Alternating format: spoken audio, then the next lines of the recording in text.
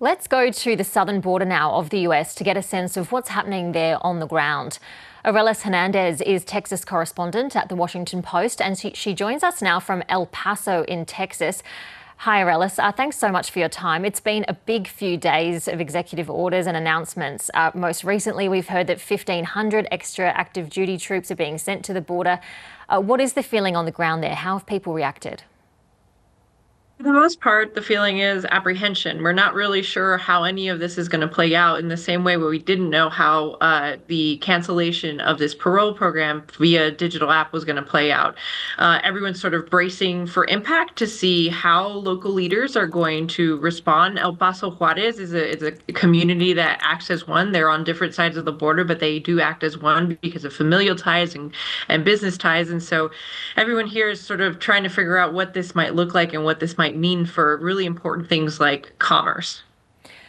Do you think that these kinds of orders, if maybe not the details of them, but this kind of, broad spectrum executive order, was this anticipated for the first days of the second Trump administration? To some degree, yes. Trump has given the same line and broadcasted the same message about what he's wanted to do the moment that he was sworn into office. But it's hard to take something from rhetoric and something that he says over and over again and see it realized. Some of these things take time. I don't think we're going to see troops on the border immediately. These things are logistical challenges and mobilization takes time. But I think everyone who works in the immigration space or who works along the border is going to be taking the president seriously, even if they don't know what it's going to look like. Why do you think we're seeing such a focus on immigration and on that border with Mexico?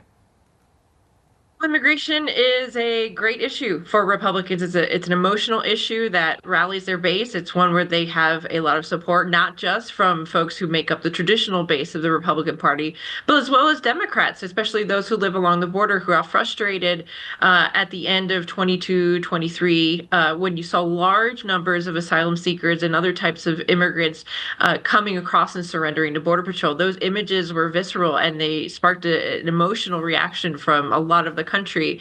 In addition to that, many people saw the ramifications of what was happening in the border in their own communities, in part thanks to the busing campaign that Governor Abbott, the governor of Texas, put in place. Do you think a lot of people who may have been planning on coming into the US are giving up on those dreams and changing their plans? And if so, what kind of support is available to people who might find themselves in limbo now? In the years that I've been doing this, there are no more resilient people than migrants. They're driven by this unquenchable hope that there will be some opportunity for them. So I don't think people will be immediately giving up on their plans to enter the United States. I think many of the folks, at least that I've spoken to in recent days, want to do so legally. They don't want to live with that specter of possible apprehension living undocumented in the United States, given who's in office.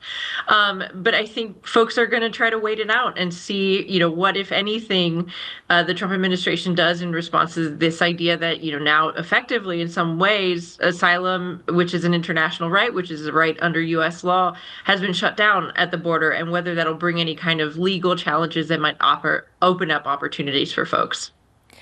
And Arelis, being right on the border there, immigration has been a massive thing for the Trump administration. It will no doubt continue to be over the next 4 years. How are you anticipating the next few years will play out for you there?